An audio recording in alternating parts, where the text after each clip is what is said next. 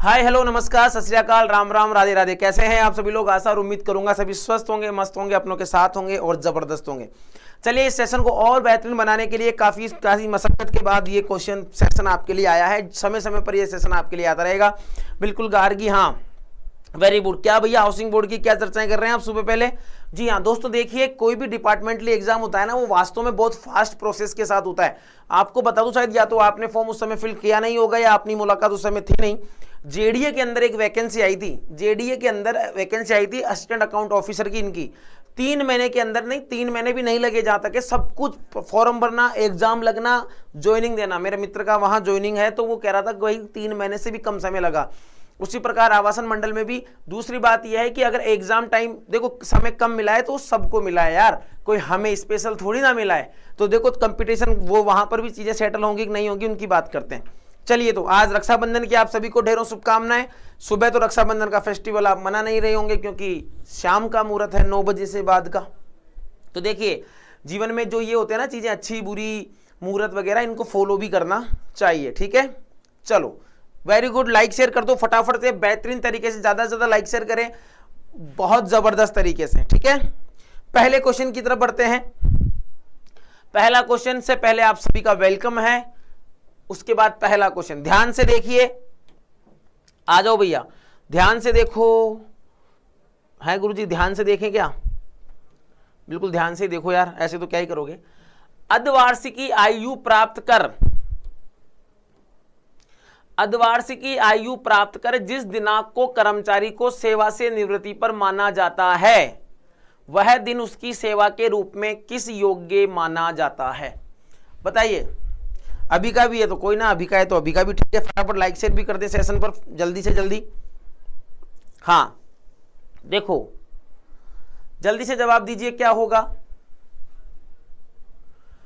अवार्षिकी अधिवार्षिकी आयु प्राप्त कर जिस दिनांक को कर्मचारी सेवा से निवृत्ति पर माना जाता है। कर्मचारी सेवा से निवृत्त हो गया भैया, रिटायरमेंट हो गया, ठीक है, वह दिन उसकी सेवा के रूप में किस योग्य माना जाता है? प्रश्न के ऑप्शन भी एक बार आप देख लें, ऑप्शन भी देख लें।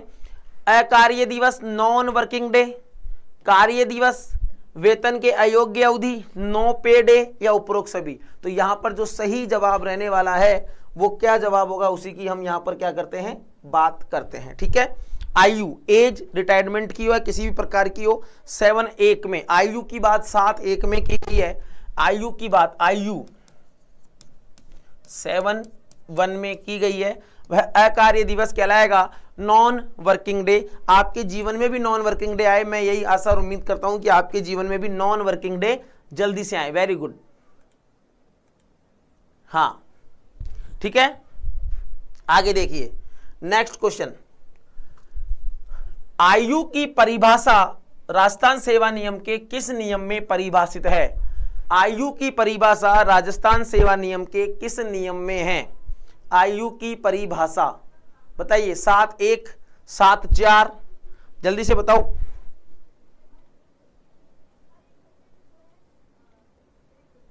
हाँ जल्दी जल्दी बताओ। अभी हमने बात की है 8(a), गलती मत करो रे लाडलो, गलती मत करो। 7(a) में आयु की परिभाषा बताई गई है 7(1) में। 7(4) में बताया गया है संवर्ग। संवर्ग बोले तो कैडर, क्या होता है, कैडर। उसी के साथ 7(4)(a) एक नियम यह भी है।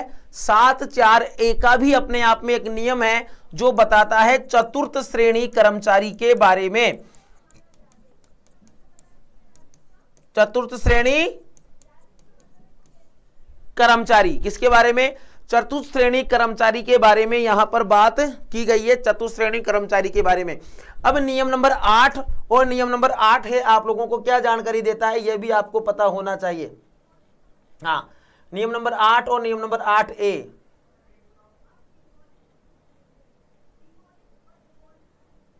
ठीक है, जल्दी बताओ। तो देखो, परिवीक्षाधीन प्रशिक्षणार्थी के बारे में जानकारी मिलती है, ठीक है। 8(a) में प्रथम नियुक्ति के समय आयु, प्रथम नियुक्ति के समय, प्रथम नियुक्ति के समय आयु, क्या प्रथम नियुक्ति के समय आयु की बात यहां पर करेंगे। आगे बढ़ते हैं। शिक्षार्थी की परिभाषा जिस नियम में है तथा उसको प्रतिमाह राशि किस रूप में दी जाती है। शिक्षार्थी की परिभाषा, मैंने एक मैजिक शो में भी आपको शिक्षार्थी, परीक्षाधीन प्रशिक्षणार्थी सबके बारे में बताया था।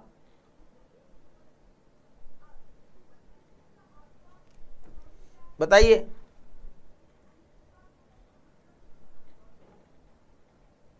हाँ,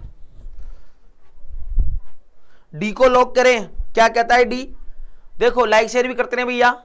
7-3 स्थायी भत्ता नियम गलत है, 7-3 गलत है। 7-3 में तो संविधान की बात की गई है, 7-3 में तो संविधान की बात की गई है। किसकी बात की गई है? संविधान की बात की गई है। ये 7-3 आ गया। 7-2 या छात्रवृत्ति नहीं मिलती, 7-2 तो सही है पर छात्रवृत्ति गलत है। 7-2 सही है, स्टाइपेंड मिलता है। क्या मिलता है? उसको किसी भी पद पर गवर्नमेंट कर्मचारी मानने की गलती मत कर दीजिएगा, नहीं तो मामला गड़बड़ हो जाएगा। ठीक है, चलिए। शिक्षार्थी काल में व्यक्ति रहता है, जब वो शिक्षार्थी रहता है तो शिक्षार्थी काल में व्यक्ति रहता है प्रशिक्षण पर रहते हुए अस्थायी पद पर, प्रशिक्षण पर रहते हुए स्थायी पद पर, प्रशिक्षण पर परंतु किसी पद पर नियोजित नहीं रहता, परीक्षाधीन प्रशिक्षणार्थी के रूप में रहता है। बताइए क्वेश्चन नंबर 4 का जवाब क्या होगा? ध्यान से पढ़ लीजिएगा, गलती मत करिएगा। फिर कह रहा हूं, बिल्कुल मैंने कहा उस कर्मचारी को सरकारी कर्मचारी मानने की गलती मत कीजिएगा। हर्ष, नदीम, गार्गी, हिम्मत सेन, वेरी गुड दोस्तों, बहुत बढ़िया।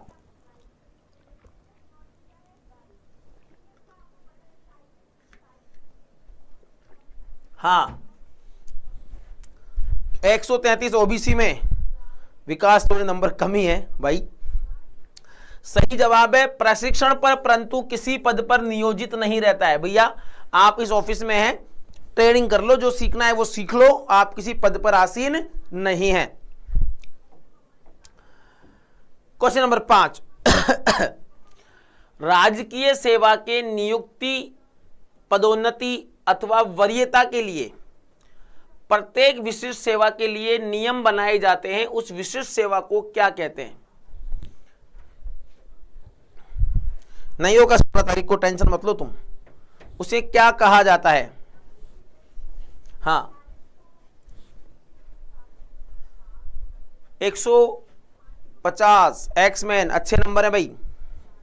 हाँ भाई, सुमन, रश्मि, वेरी गुड। देखो सही जवाब है, ये हमें जानकारी देता है नियम नंबर 4। क्या है ये नियम? कौन से में है? नियम 7(4) की यह बात है, जिसे हम कहते हैं कैडर, जिसे हम कहते हैं कैडर यानी संवर्ग की बात है, जिसके अंदर किसी भी कर्मचारी की, देखो नियुक्ति, पदोन्नति, वरीयता, नियुक्ति, पदोन्नति और वरीयता के लिए विशिष्ट सेवा, तो याद रखिएगा कोई सेवा नहीं है, ये एक कैडर बनाया जाता है, एक संवर्ग बनाया जाता है। उस कैडर के अनुरूप उसको चीजें दी जाती है, IAS cadre, IPS cadre, accountant का कैडर, जूनियर अकाउंटेंट का कैडर। ठीक है, चलिए। ऐसी सेवा जिसको प्रभावी वेतनमान की वेतन श्रृंखला 1 या 2 में दिया जाता है कहलाती है तथा आरएसआर के किस नियम में परिभाषित है? 7(4)A, ठीक है, 7(4)A अधीनस्थ सेवा, 7(4)A उच्च सेवा, 7(4)A चतुर्थ श्रेणी सेवा और नियम 7(4) उच्च सेवा। बताइए। हाँ भाई, कमलेश, सुमन, बिल्कुल, मिस्टर धर्मराज ऑफिशियल, बताओ भाई जल्दी से। तो इसका सही जवाब है नियम नंबर 4A 4th ग्रेड चतुर्थ श्रेणी सेवा कहलाती है, जिसकी वेतनमान की वेतन श्रृंखला 1 या 2 में दिया जाता है। यह शब्द भी आपको दिमाग में बैठा के रखना है। ठीक है, चलिए। निम्न में से कौन सा सती पूरक भत्ता नहीं है? निम्न में से कौन सा सती पूरक भत्ता नहीं है?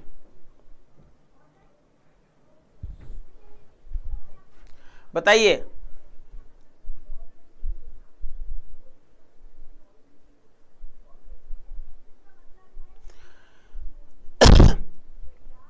कोई व्यक्ति, कोई कर्मचारी किसी विशेष परिस्थिति में कोई व्यय कर दे, बाद में गवर्नमेंट उसको भुगतान कर दे, सती पूरक भत्ते कहलाते हैं। क्या कहलाते हैं? सती पूरक भत्ते कहलाते हैं। अब पूछ रहा है कि कौन सा सती पूरक भत्ता नहीं है, तो देखो यात्रा भत्ता भी सती पूरक भत्ता है, शहरी क्षतिपूर्ति भत्ता भी भत्ता है, शहरी भत्ता, भारत के बाहर जलमार्ग से आने जाने का भत्ता,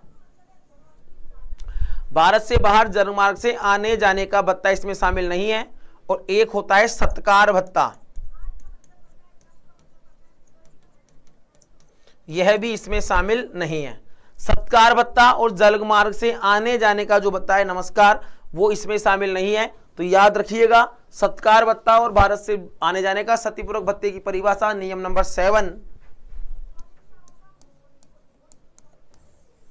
में बात की गई है, सती पूरक भत्ते की। किसकी बात की गई है? सती पूरक भत्ते की। राज्य सेवा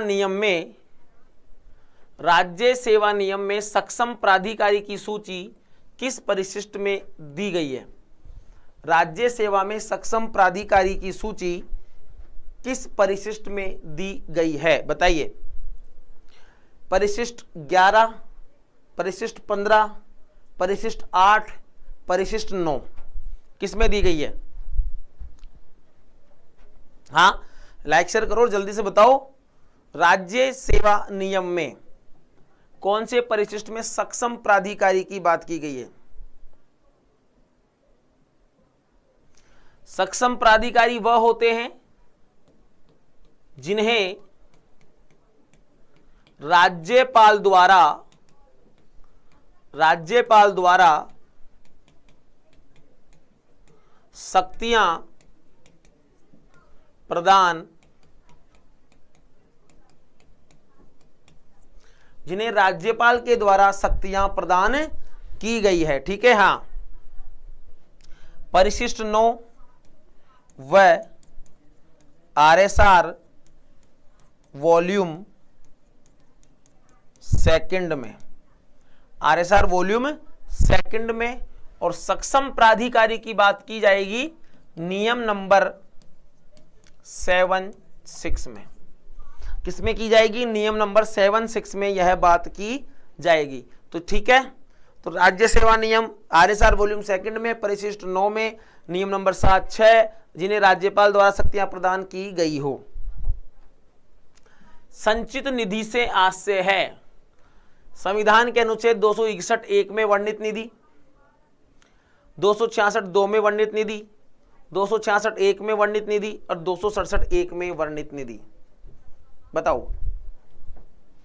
संचित निधि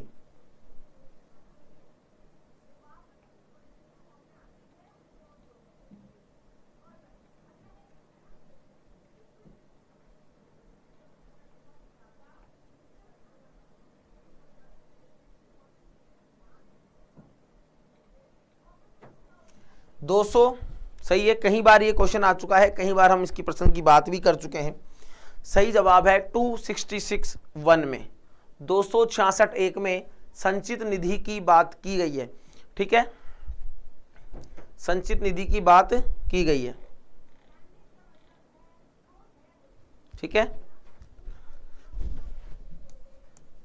7(7) में एक है 7(18) स्थानीय निधि।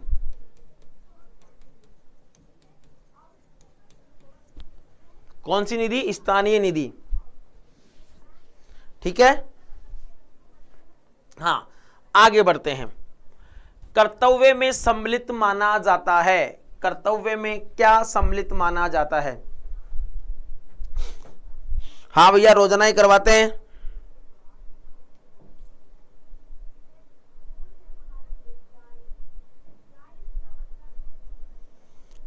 RSR के मामले में पूछेगा भाई, RSR के मामले में पूछेगा।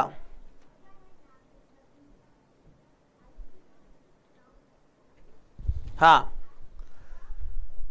कर्तव्य में सम्मिलित माना गया है पदभार ग्रहण काल अवधि, परिवीक्षाधीन प्रशिक्षणार्थी का काल, शिक्षार्थी की सेवा यदि बिना व्यवधान के स्थायी पद पर नियोजित किया गया हो, और उपरोक्त सभी। बताओ, उपरोक्त सभी, ठीक है, क्लियर है? चलिए, तो 3 हो गए ये, तो उपरोक्त सभी, उपरोक्त सभी यहां पर बिल्कुल सही जवाब है। उपरोक्त सभी यहां पर बिल्कुल सही जवाब है, उपरोक्त सभी, ठीक है। हाँ, 7, 8 सीकर कोषागार से स्थानांतरित अधिकारी को कार्यभार संभालने के लिए कितनी अवधि कर्तव्य के रूप में मानी जाएगी? कितनी अवधि कर्तव्य के रूप में मानी जाएगी? कर्तव्य के रूप में मानी जाएगी, ये भी 7-8 में ही डिटेल में दिया गया है, ठीक है। 7-8 में ही डिटेल से इसे दिया गया है कि 7 दिन, 3 दिन, 10 दिन, 15 दिन। सीकर कोषागार से केवल 2 ऐसे कोषागार हैं, जयपुर और जोधपुर, वहां पर समय अधिक मिलता है, 7 दिन का समय मिलता है, और इन यहां पर 3 दिवस का समय मिलेगा। हाँ, 3 दिवस का समय मिलेगा। 7 दिवस का समय मिलेगा जयपुर और जोधपुर।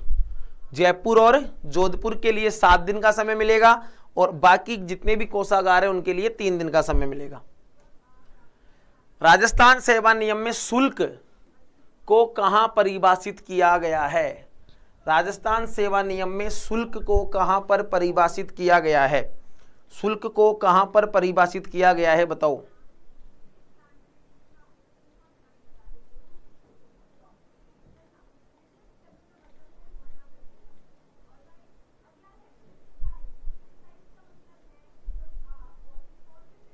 हाँ, शुल्क को कहां परिभाषित किया गया है? तो देखो, 7-6 सक्षम अधिकारी, 2 चीज तो आप ऐसे ही याद रख लो। 7-6 सक्षम अधिकारी, 6 का डबल कितना होता है? 12। सक्षम अधिकारी को शक्तियां कौन देता है? राज्यपाल प्रदान करता है। सक्षम अधिकारी ने भैया शक्तियों का पावर काम में लिया। और 7-12 सार्वजनिक अवकाश, 7-12 कौन सा अवकाश? 7-12 सार्वजनिक अवकाश की बात करेगा। 7-12 सार्वजनिक अवकाश की बात करेगा। सक्षम अधिकारी सार्वजनिक अवकाश दे सकता है। 7-6 का डबल 7-12 यहां पर आपको देखने को मिलेगा, ठीक है। हाँ, नियम नंबर 7-9 शुल्क की बात करता है, और नियम नंबर 11 बात करता है विभागाध्यक्ष, विभागाध्यक्ष की बात करता है। तो सक्षम अधिकारी छुट्टी ने सार्वजनिक अवकाश कर दिया। 7-6 सक्षम अधिकारी, 7-12 सार्वजनिक अवकाश, 7-11 विभाग का अध्यक्ष, और 7-9 शुल्क। ये सारी चीजें आपको याद रखनी है जी। राजस्थान सेवा नियम के नियम नंबर 7-10 में परिभाषा दी गई है शुल्क की, अवकाश की, वैदेशिक सेवा की और मानदेय की। बताइए।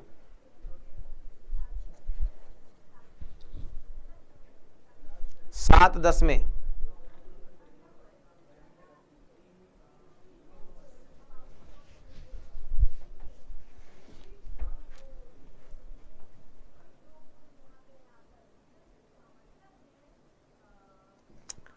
वैदेशिक सेवा की देखो, अवकाश सही है, वैदेशिक सेवा 7-10, 7-10A, 7-10B। 3 बातें यहां से हम करेंगे हैं, ठीक है। 3 बातें याद करेंगे। 7-10 में तो वैदेशिक सेवा आ गई। 7-10A किसकी बात करता है? 7-10A जो है वह बात करता है राजपत्रित अधिकारी के बारे में।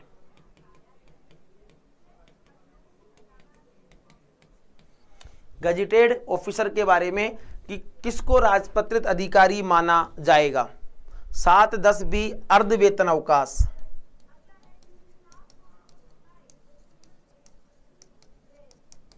क्या है? अर्ध वेतन अवकाश, हाफ पे लीव, क्या, हाफ पे लीव किसको माना जाता है? अब यहां पर एक चीज और देख लो, राजस्थान सिविल सेवा, इसमें भी 3 होगा, वर्गीकरण, नियंत्रण एवं अपील, वर्गीकरण,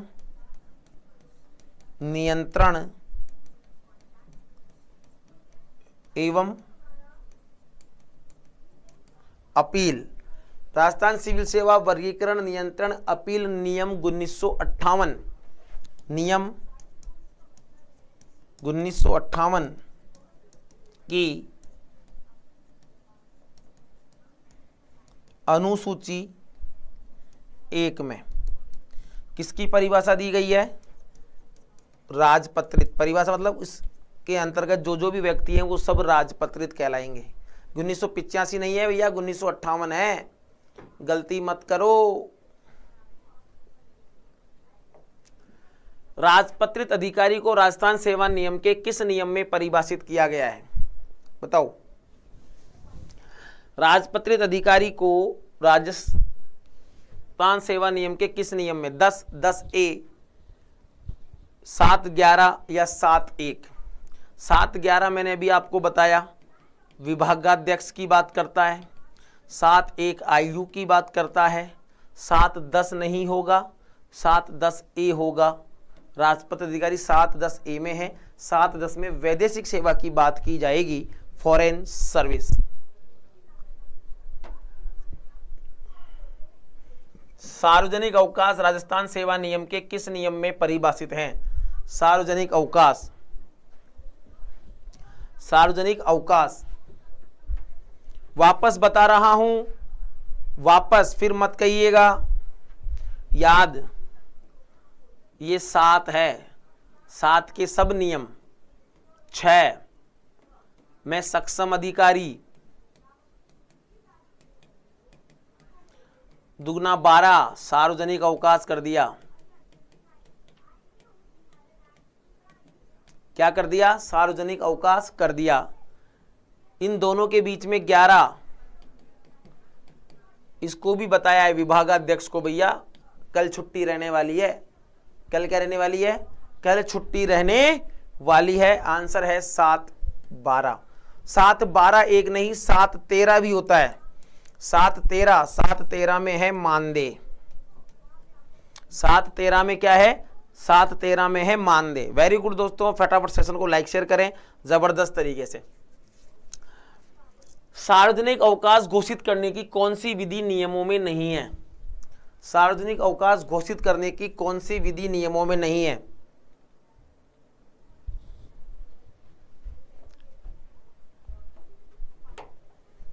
बताइए। बिल्कुल happy Rakshabandhan, Rakshabandhan, Rakshabandhan. Very good, very good, very good. बिल्कुल हाँ, नेगोशिएबल इंस्ट्रूमेंट एक्ट 1881। बताइए क्वेश्चन नंबर 16 का जवाब क्या होगा?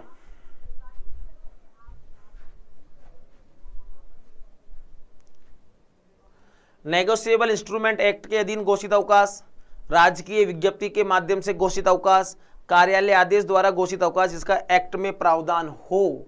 यहां पर सीधा सा बात है, ऐसा कोई भी नियम यहां पर नहीं है, ऐसी विधि जो सार्वजनिक अवकाश घोषित करने के लिए एलिजिबिलिटी नहीं रखती है। तो यहां पर ऑप्शन नंबर डी सही होगा, कोई विकल्प सही नहीं है। मतलब तीनों विकल्प वैसे सही है, क्वेश्चन के हिसाब से सही नहीं है, क्वेश्चन के हिसाब से सही नहीं है। ठीक है, हाँ चलिए।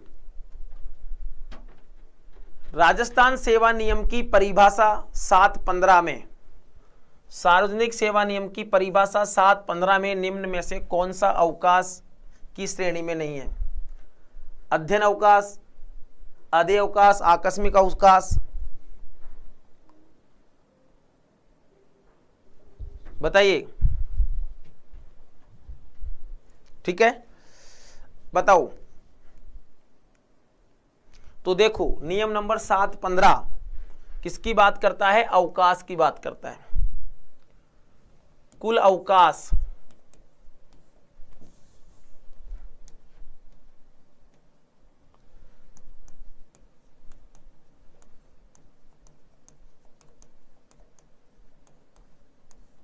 कुल अवकाश।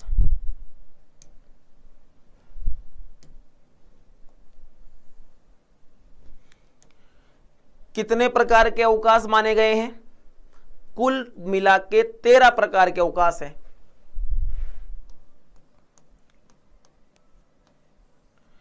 और विस्तृत जानकारी आरएसआर के लेसन नंबर किसमें, जिसमें केवल अवकाश ही अवकाश के बारे में बताया गया है, लेसन नंबर है 11। अब कितने प्रकार के अवकाश हैं उसकी बात करते हैं, अवकाशों की बात कर लो। कुल 13 प्रकार के अवकाश मिलते हैं सरकारी कर्मचारी को, ठीक है। कितने प्रकार के? 13 प्रकार के अवकाश। अवकाश नहीं लिखूंगा, केवल नाम लिख रहा हूं।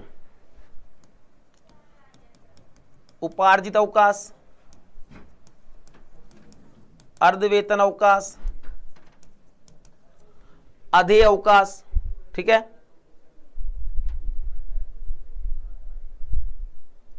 रूपांतरित,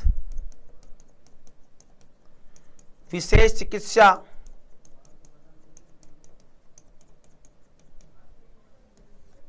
कितने हो गई ये?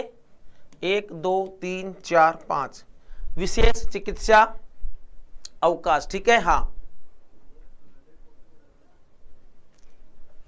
मातृत्व अवकाश, पितृत्व अवकाश, विशेष असमर्थता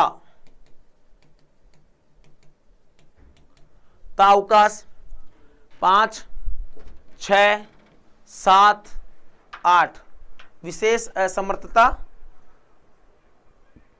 अवकाश, दत्तक ग्रहण, चाइल्ड केयर, दत्तक ग्रहण अवकाश, चाइल्ड केयर अवकाश,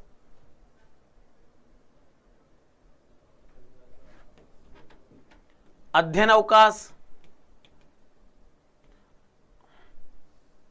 अध्ययन अवकाश, और आखिरी में एक अवकाश बच गया है, वो अवकाश है चिकित्सालय अवकाश। कैसा अवकाश है? चिकित्सालय अवकाश।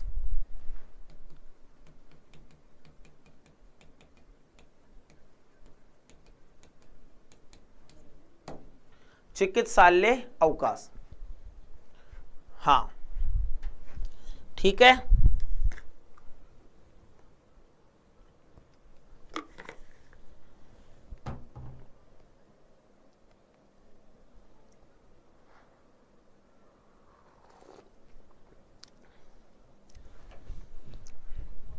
चलिए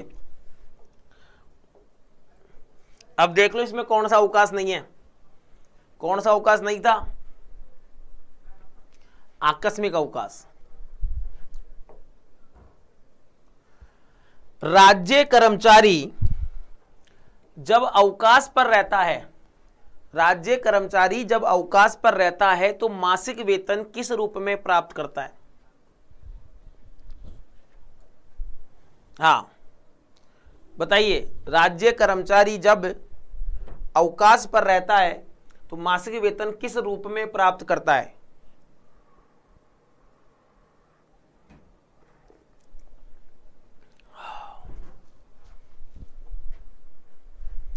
तो वह अवकाश वेतन के रूप में प्राप्त करता है 7 का सब सेक्शन 16। क्या? 7 16। आरएसआर के किस नियम के अनुसार राज्यपाल किसी संस्था या निकाय की निधि को स्थानीय निधि घोषित कर सकता है? बताइए।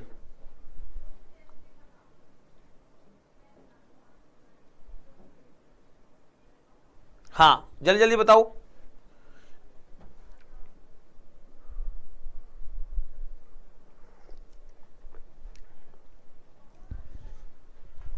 वापस देखो, 11 में विभागाध्यक्ष, 11 में तो क्या है? विभाग का अध्यक्ष है, ठीक है।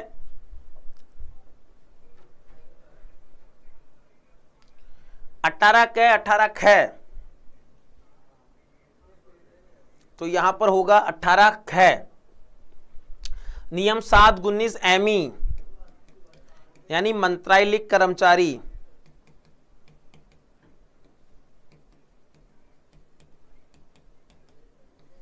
मंत्रालयिक कर्मचारी। मंत्रालयिक कर्मचारी आरएसआर की परिभाषा के अनुसार किस प्रकार परिभाषित है?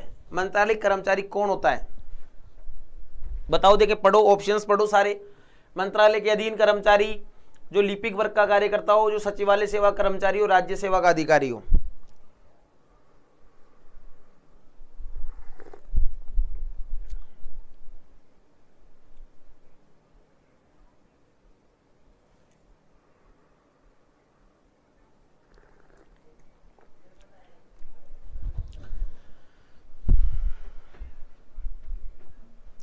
बताओ भाई, क्वेश्चन नंबर 20 सही है। 7 19। कर्मचारी जो लिपिक वर्ग का कार्य करते हैं, कर्मचारी जो लिपिक वर्ग का कार्य करते हैं, इसमें ऐसे लिखो, सरकार का कोई भी विशेष आदेश हो या कोई भी सामान्य आदेश हो जिससे किसी भी सेवा वर्ग को मंत्रालयिक सेवा घोषित किया गया हो, वह मंत्रालयिक कर्मचारी वाला सीन यहां पर सेट होता है। अरे वाह। एक राज्य कर्मचारी 23 जनवरी को अवकाश पर प्रस्थान करता है और 3 माह 20 दिन तक अवकाश पर रहता है, उसको अवकाश वेतन किस दिनांक तक दिया जाएगा? समझाओ रे भाई, बताओ अब।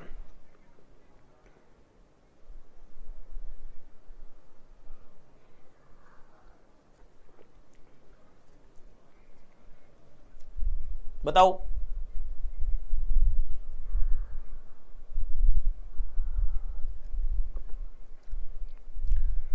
समझ में आया क्वेश्चन?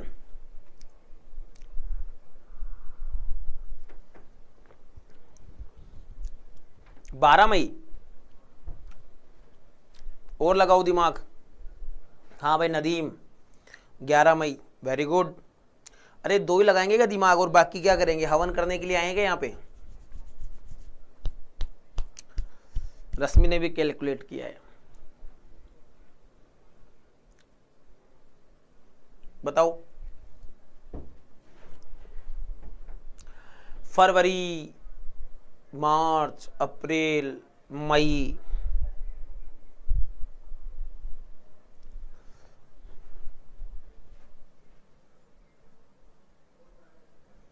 11 मई को।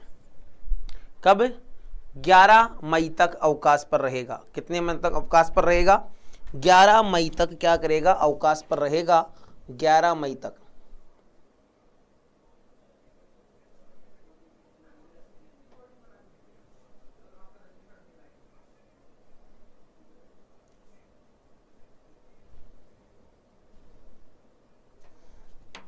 हाँ, very good very good very good. बताओ जल्दी जल्दी।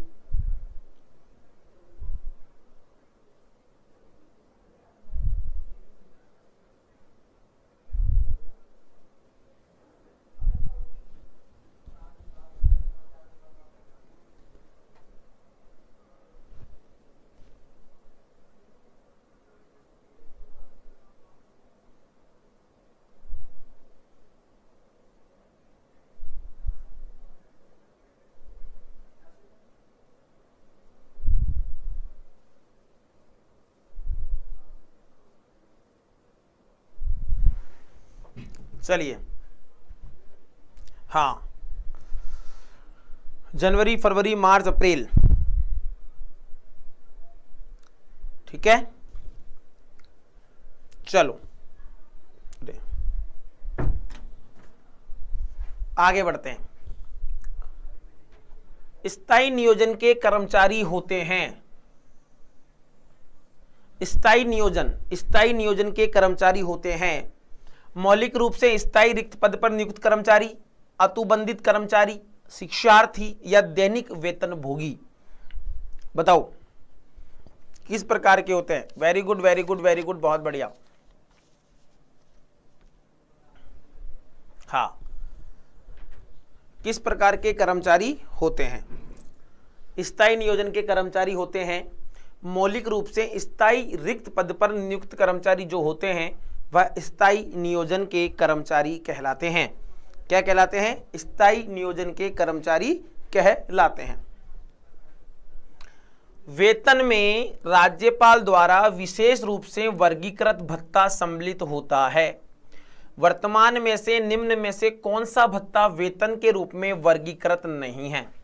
निम्न में से कौन सा भत्ता वेतन के रूप में वर्गीकृत नहीं है? हाँ, क्वेश्चन नंबर 23 का जवाब दीजिए। हाँ, वेतन के रूप में नहीं। चिकित्सक को दे प्रैक्टिस वेतन भत्ता, क्लिनिकल भत्ता है। तो पहली बात तो वेतन की बात कर रहा है, वेतन 724। वेतन को अंग्रेजी में कहेंगे यहां पर पे। पुलिस सिपाही का साक्षरता भत्ता बिल्कुल सही है यहां पर। चिकित्सा अधिकारियों को दिया गया प्रैक्टिस बंदी भत्ता। राजकीय मुद्रणालय में टाइम स्केल में नियुक्त कर्मचारी को दिया भत्ता। और महंगाई भत्ता यहां शामिल नहीं है। महंगाई भत्ता जो है वो यहां पर शामिल नहीं है। स्थायी पद की परिभाषा किस नियम में है तथा उसका क्या आशय है? स्थायी पद की परिभाषा किस नियम में है और उसका क्या मोटो है, उसका क्या आशय है, बताइए। स्थायी पद की परिभाषा से क्या आशय है?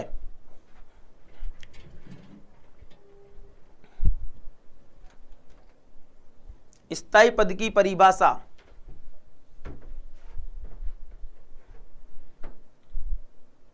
हाँ, ऐसी अवधि जो किसी समय अवधि के बिना की गई हो। ठीक है,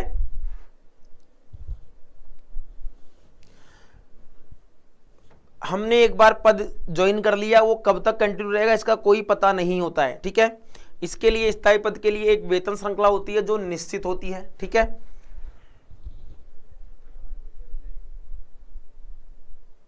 तो सही जवाब क्या दे रहे हैं? ए।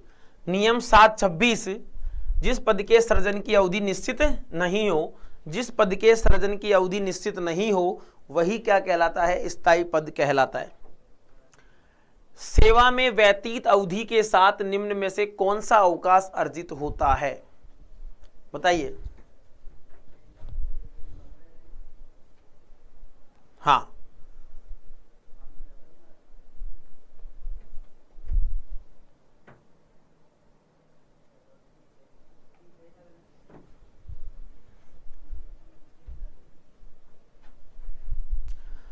सेवा में व्यतीत अवधि के साथ उपार्जित अवकाश 728। इसके अलावा और ज्यादा जानकारी कहां मिलेगी?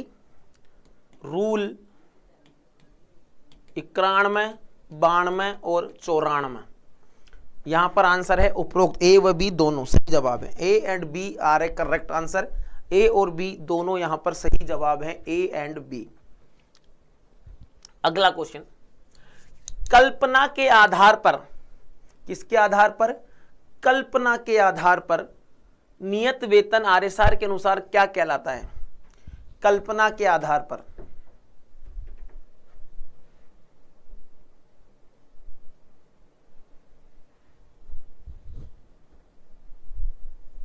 ठीक है, क्या कहलाता है? कल्पना के आधार पर।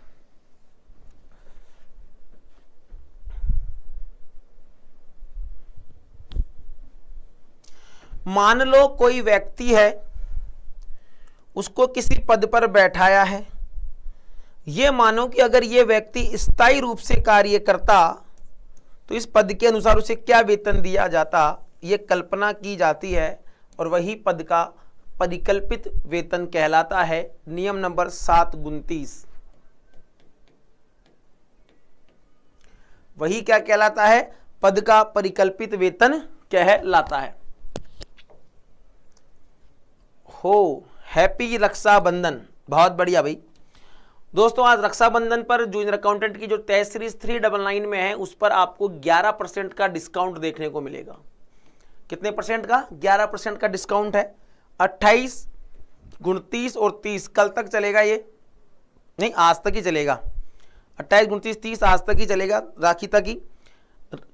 और कोड भी क्या है, राखी ही कोड है, जबरदस्त, RAKHI, कूपन कोड भी आपको राखी ही यूज कर लेना है, ठीक है, बिल्कुल शानदार। 31 यानी आपको लगभग 9000 क्वेश्चन देखने को मिलेंगे पूरी कंप्लीट टेस्ट सीरीज में, 9000 प्रश्न। क्लास 24 की मोबाइल एप्लीकेशन पर जाएं, ठीक है, हाँ, और वहां से टेस्ट पे, वहां से जूनियर अकाउंटेंट 31 पेपर इसके, 31 पेपर इसके आपको देखने को मिलेंगे। तो तुरंत क्लास के बाद फटाफट जाइएगा और क्या करना है आपको, हाँ, सभी भाई अपनी बहनों को कोर्स खरीद कर देंगे, वेरी गुड। धीरे धीरे सब ओपन हो जाएंगे अकॉर्डिंग टू टाइम, पूरा टाइम सेट कर रखा है एग्जाम से पहले तक, उस हिसाब से प्रत्येक मंगलवार और शुक्रवार को टेस्ट आपका ओपन होता है। परिवीक्षाधीन की परिभाषा किस नियम में है? परिवीक्षाधीन की परिभाषा किस नियम में है, बताओ।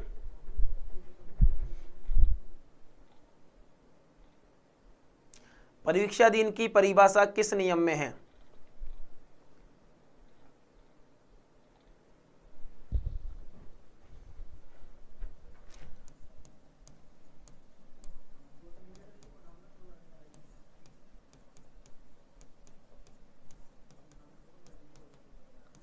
पदभार ग्रहण काल 7-14 में दिया गया है। 7-24 की बात करें तो वेतन,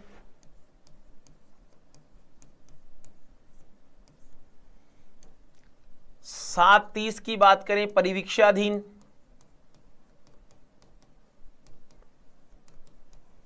अब मुझे 7 के साथ ये भी बता दो 7-31 किसकी बात करता है?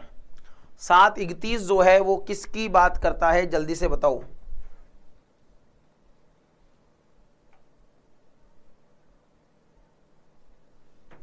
सात 31 प्रोबेशन ट्रेनिंग, वो तो 7-30A है।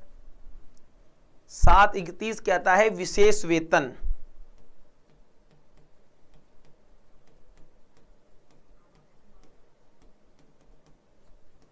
और एक कमेंट आया था परिवीक्षाधीन ट्रेनी, परिवीक्षाधीन प्रशिक्षणार्थी।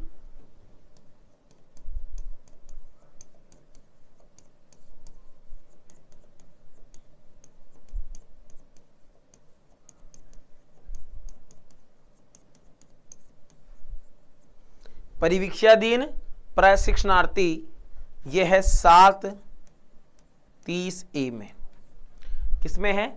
7-30A में इसकी बात की गई है। विशेष वेतन आरएसआर के किस नियम में परिभाषित हैं? विशेष वेतन आरएसआर के किस नियम में परिभाषित है? विशेष वेतन, विशेष वेतन आरएसआर के किस में परिभाषित है, बताओ।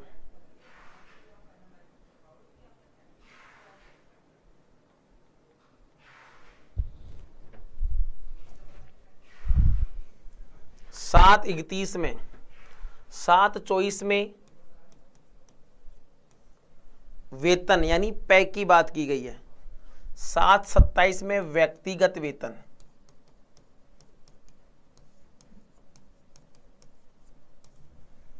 7-31 में विशेष वेतन, 7-29 में पद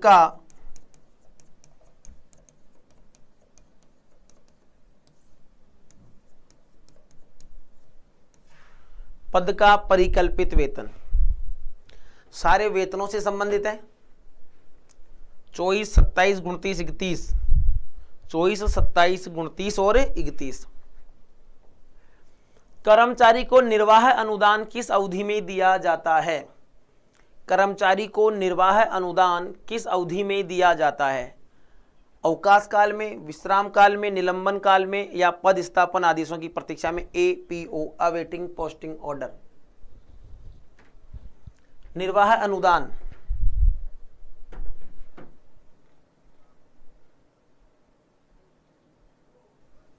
हाँ, सब्सिस्टेंस अलाउंस,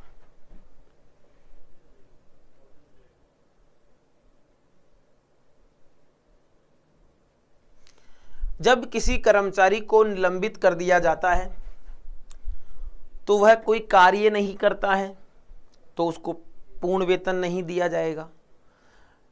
वो कोई अवकाश पर नहीं है, इस कारण उसको अवकाश वेतन भी नहीं दिया जाएगा। तो उसके निलंबन की प्रक्रिया, यानी उसको टर्मिनेट नहीं किया है, अभी निलंबन किया गया है, तो उसके गुजारे के लिए एक निश्चित फिक्स्ड पेमेंट तय कर दिया जाता है, उसे ही निर्वाह अनुदान कहते हैं। महीने की सहायता के लिए एपीओ में तो पूरा वेतन मिलता है, ठीक है। यहाँ पर सही काम है निलंबन काल में, सही जवाब क्या है, निलंबन काल में। अस्थायी पद किस नियम में परिभाषित है? अस्थायी पद, अस्थायी पद किस नियम में परिभाषित है?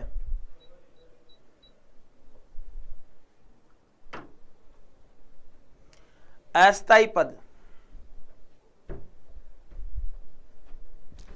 एक निश्चित वेतनमान और एक निश्चित अवधि के लिए किसी पद को सर्जित किया जाता है, तो वह क्या कहलाता है? वह आपका अस्थायी पद कहलाता है।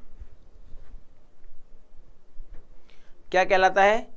अस्थायी पद आपका अस्थायी पद कहलाता है 735 में। वेरी गुड दोस्तों, वेरी गुड। 735 में। 736 टेन्योर पोस्ट, जिसे कोई अधिकारी निश्चित अवधि के लिए धारण करता है, सावधि पद।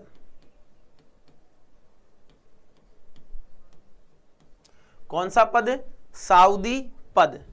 733 निर्वाह अनुदान, निर्वाह अनुदान।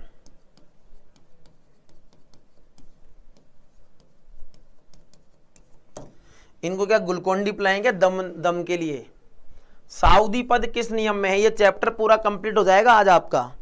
यहां से किस प्रकार के कैसे कैसे क्वेश्चन बन सकते थे, लगभग लगभग मैंने सारे आपको करवा दिए हैं।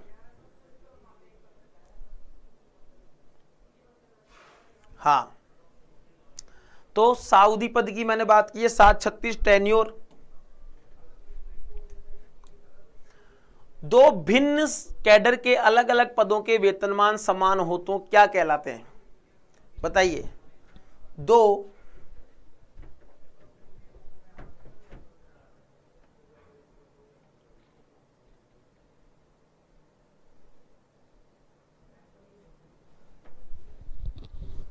दो अलग अलग पदों के वेतनमान अगर समान हो तो क्या कहलाएंगे? समकक्ष वेतनमान। क्या कहलाएंगे? समकक्ष वेतनमान कहलाएंगे। समय वेतनमान नहीं, समकक्ष वेतनमान कहेंगे, समय वेतनमान नहीं कहेंगे। मिलान करो भैया।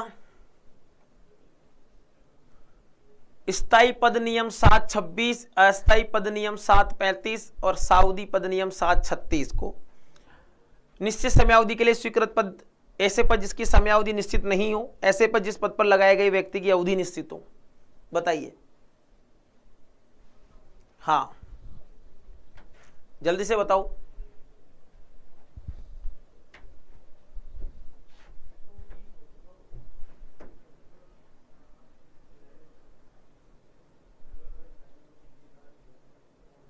हाँ,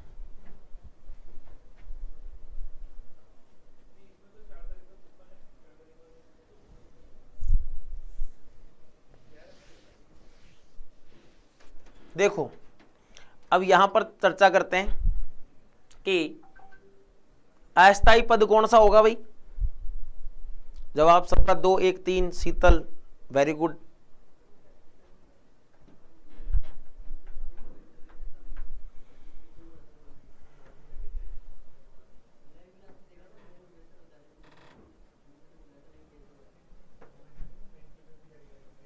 स्थायी पद जिसकी समयावधि निश्चित नहीं हो।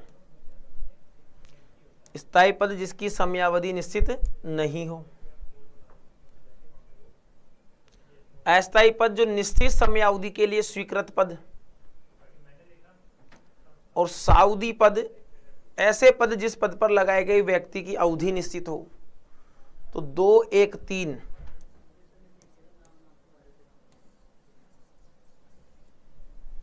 2 1 3 यहां पर बिल्कुल सही जवाब है। 2 1 3 यहां पर बिल्कुल सही जवाब है। मिलान करो। प्रसन्नों ने अब ग्लूकोन-डी पीना स्टार्ट कर दिया, मेरे को ऐसा लग रहा है। मिलान करो।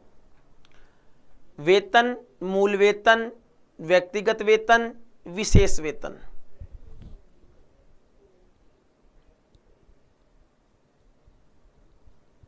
बताइए।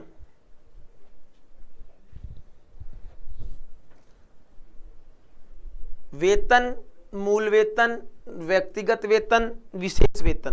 क्वेश्चन नंबर 34 का जवाब दीजिए। हाँ,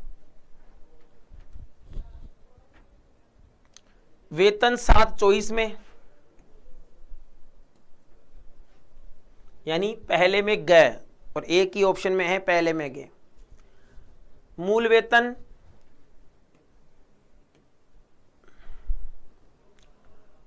व्यक्तिगत वेतन,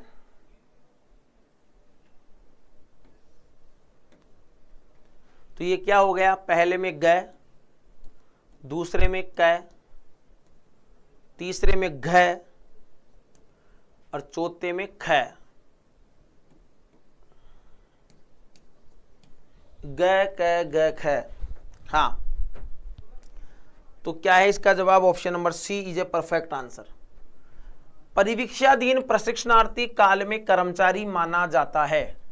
परिवीक्षाधीन काल में कर्मचारी माना जाता है सेवा पर, प्रशिक्षण पर, शिक्षार्थी के रूप में, उपरोक्त में से कोई नहीं। परिवीक्षाधीन प्रशिक्षणार्थी काल में कर्मचारी माना जाता है सेवा पर, प्रशिक्षण पर, शिक्षार्थी के रूप में, उपरोक्त में से कोई नहीं। बताइए किस पर माना जाता है? सेवा पर, ऑन ड्यूटी माना जाता है। क्या माना जाता है? ऑन ड्यूटी माना जाता है। राज्य सेवा में प्रवेश की न्यूनतम आयु क्या निर्धारित है? राज्य सेवा में प्रवेश की न्यूनतम आयु 21 वर्ष, 16 वर्ष, 18 वर्ष या 24 वर्ष।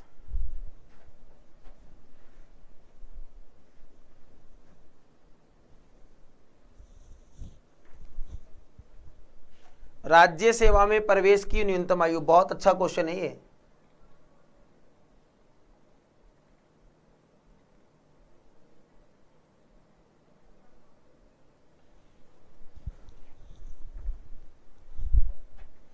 तो देखो, न्यूनतम आयु 16 और अधिकतम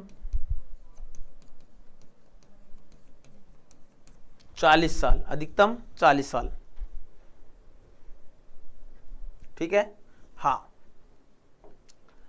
SC ST के अभ्यर्थियों को अधिकतम आयु सीमा में छूट कितनी दी जाती है? 3 वर्ष, 5 वर्ष, 7 वर्ष, 4 वर्ष। 3 वर्ष, 5 वर्ष, 7 वर्ष या 4 वर्ष, बताओ।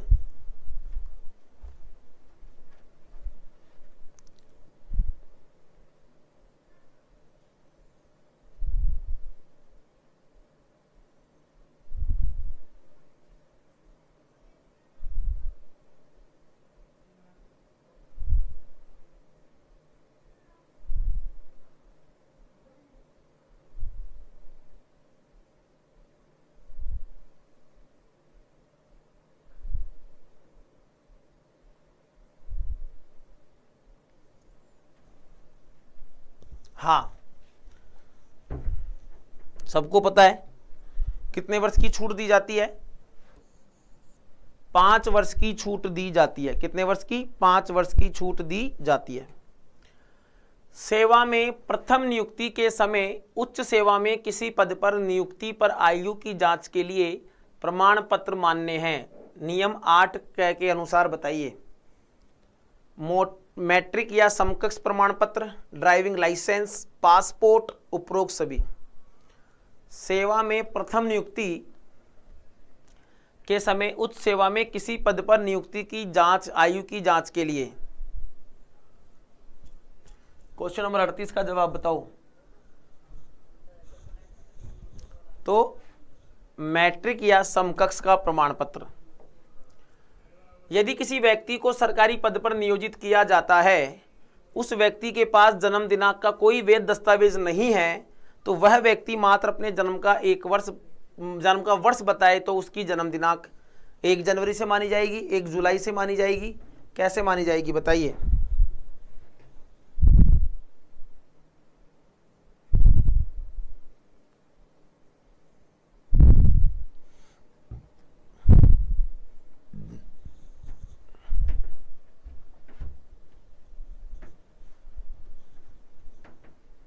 तो वो मानी जाएगी 1 जुलाई से। क्या बताए, केवल वर्ष बताए, 1 जुलाई। एक व्यक्ति सरकारी नियोजन में लिया जाता है, वह पद पर नियोजन हेतु दिनांक 13 मई 2013 को उपस्थित होता है और उसके पास जन्म दिनांक का कोई वैध दस्तावेज नहीं है, वह मात्र अनुमानित आयु 38 वर्ष बताता है, तो उसकी जन्म दिनांक नियत की जाएगी। बताओ।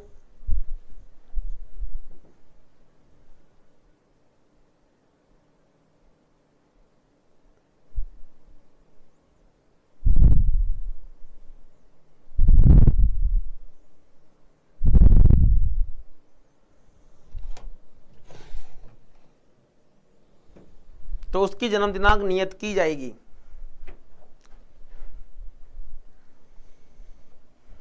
तेरह मई 13 मई। अरे यार, दो ऑप्शन एक साथ टिका दिए क्या?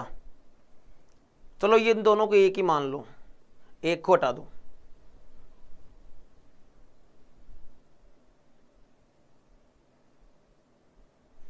क्या मानी जाएगी?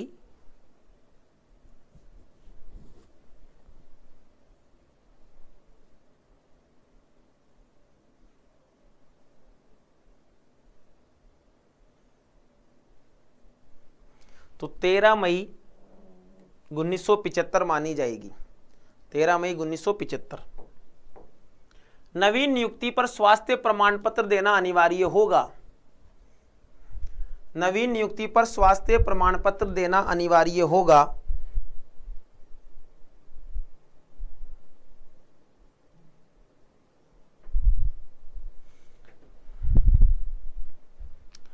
बताओ।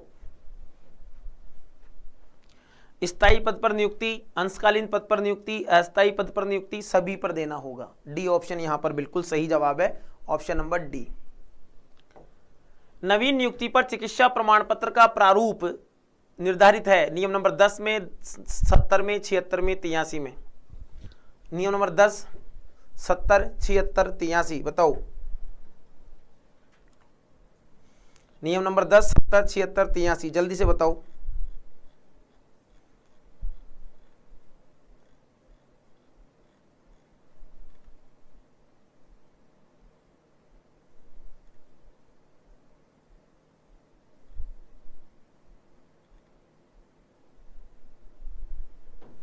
ठीक है। नियम नंबर 10, राजपत्रित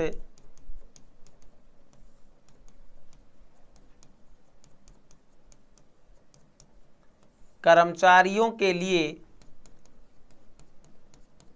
चिकित्सा प्रमाण पत्र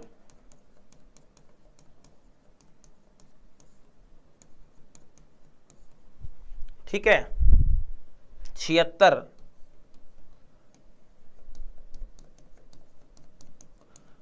अराजपत्रित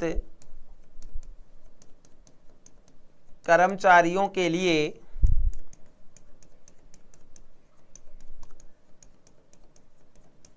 चिकित्सा प्रमाण पत्र। राजपत्रित कर्मचारियों के लिए चिकित्सा प्रमाण पत्र, अराजपत्रित कर्मचारियों के लिए चिकित्सा प्रमाण पत्र।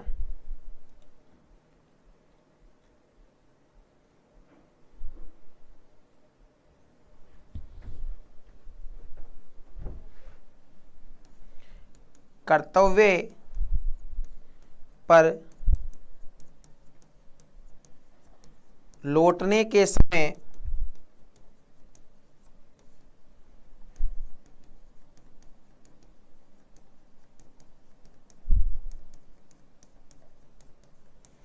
स्वास्थ्य प्रमाण पत्र।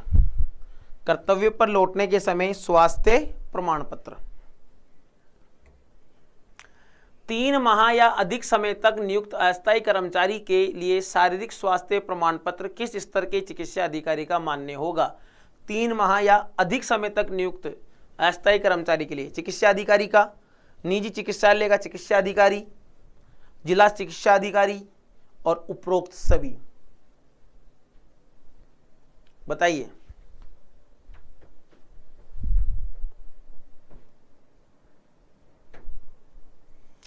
अरे मनोज, क्या तेरे को विज्ञापन के पैसे दिए हैं क्या लाला?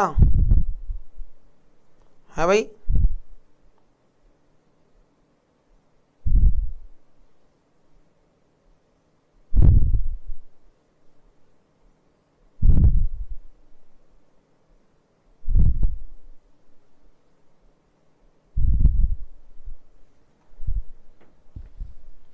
तो क्या है?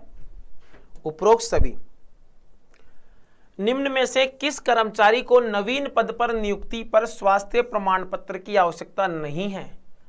किसे स्वास्थ्य प्रमाण पत्र की आवश्यकता नहीं है नवीन पद पर नियुक्ति के समय? जिसकी प्रतियोगी परीक्षा में ही चिकित्सा परीक्षा हो गई हो, 3 माह से कम समय के लिए नियुक्त अस्थायी कर्मचारी और एक पद से बिना व्यवधान के दूसरे पद पर बदलने पर। बताओ क्या जवाब होगा?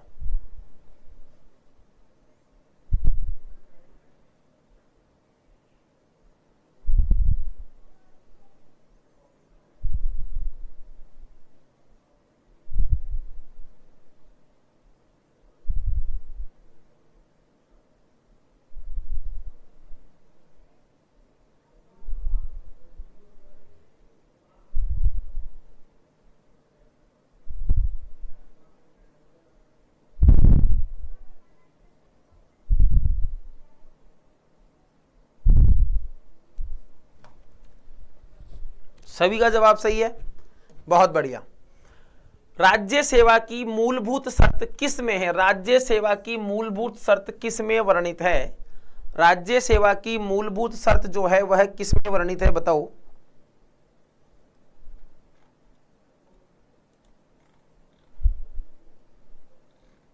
राज्य सेवा की मूलभूत शर्त किस में निहित है? राज्य सेवा की मूलभूत शर्त किस में निहित है? बताइए। नियम नंबर 14, नियम नंबर 10।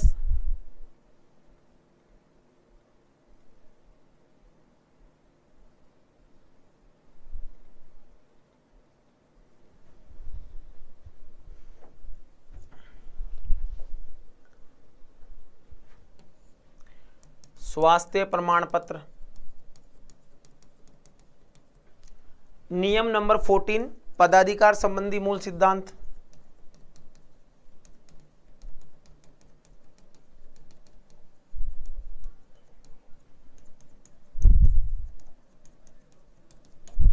पदाधिकार से संबंधित मूल सिद्धांत। पदाधिकार के कितने मौलिक सिद्धांत दिए गए हैं तथा किस नियम में है? पदाधिकार के कितने मौलिक सिद्धांत दिए गए हैं तथा वो कौन से नियम में है?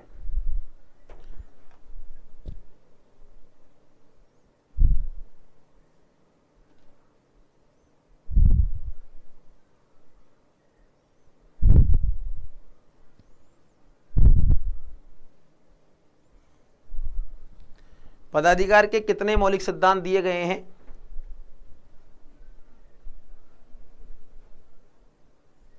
अभी अभी कुछ समय पहले ही बताया है, 3 नियम नंबर 14 में। यदि किसी पद पर एक व्यक्ति का पदाधिकार हो तो अन्य व्यक्ति को स्थायी रूप से नियुक्त नहीं किया जा सकता। यदि किसी एक व्यक्ति पर पदाधिकार हो तो अन्य किसी व्यक्ति को स्थायी रूप से नियुक्त नहीं किया जा सकता। बताइए कौन से नियम में यह बात की गई है?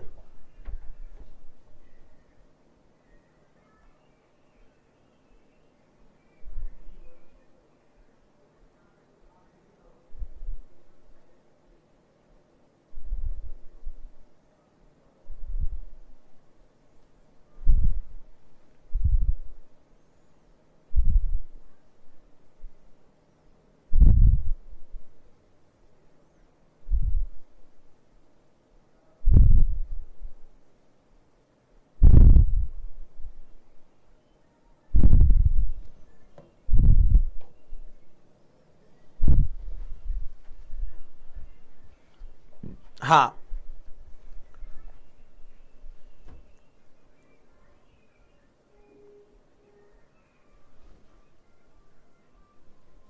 तो क्या जवाब है? 14C में पदाधिकार का अर्जन आरएसआर के किस नियम में है? पदाधिकार का अर्जन आरएसआर के किस नियम में है? पदाधिकार का अर्जन आरएसआर के कौन से नियम में है? बताइए। पदाधिकार का अर्जन नियम नंबर 15 में है। पदाधिकार का अर्जन किस में है? नियम नंबर 15 में पदाधिकार के अर्जन की बात की गई है। कर्मचारी कब पदाधिकार अपने मूल पद पर बनाए रखता है? वैदेशिक सेवा में जब वो प्रतिनियुक्ति पर होता है, निलंबन के काल में, अवकाश की अवधि में, या तीनों परिस्थितियों में? बताइए। Very good very good very good, बहुत बढ़िया। तो तीनों परिस्थितियों में वह मूल पद पर बनाए रखता है। उपरोक्त सभी यहां पर सही जवाब है। मूल पद पर पदाधिकार का विवेक पर निलंबन किया जा सकता है। मूल पद पर पदाधिकार का विवेक पर निलंबन किया जा सकता है। भारत से बाहर प्रतिनियुक्ति पर, वैदेशिक सेवा में प्रतिनियुक्ति पर, सऊदी अंतकालीन पद के अतिरिक्त अन्य पद पर लगाने पर, या उपरोक्त सभी? बताइए। Question number 50।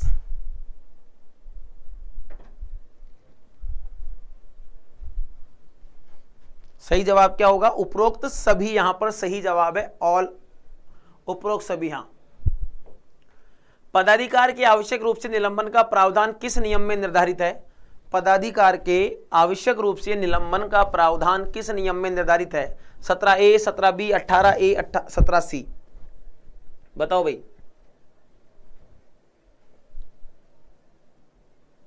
हाँ,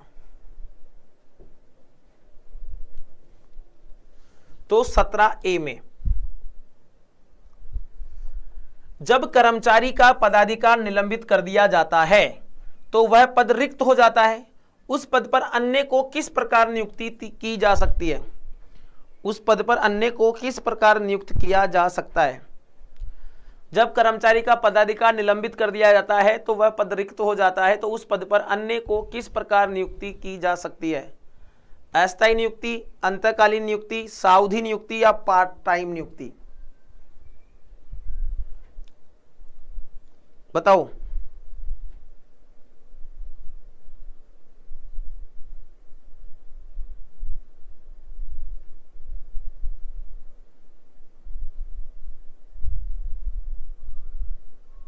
तो वह अंतःकालीन नियुक्ति कहलाती है। जब तक उस पद पर किसी को अन्य को नहीं बैठाया जाता तब तक ऐसा किया जाता है। तो ये आपका आज का सेशन था। आप सभी को रक्षाबंधन की ढेरों शुभकामनाएं। बहुत बेहतरीन तरीके से आप हंसते खेलते मुस्कुराते रहें। चैनल पर नए हैं तो चैनल को सब्सक्राइब कर लें। आज टेस्ट सीरीज पर 11% का डिस्काउंट है, तो टेस्ट सीरीज जो भी अपनी तैयारी को और मजबूत करना चाहता है वो जुड़े। RAKHI राखी वाला है। कैसा रहा सेशन कमेंट करके जरूर बताइएगा। फिर मुलाकात होगी कल आपसे। तब तक के लिए सभी को नमस्कार, खम्मा गणी, राम राम, राधे राधे। नॉट ट्रबल, माता पिता भारत माता और महिलाओं का सम्मान करें। जय हिंद, जय भारत।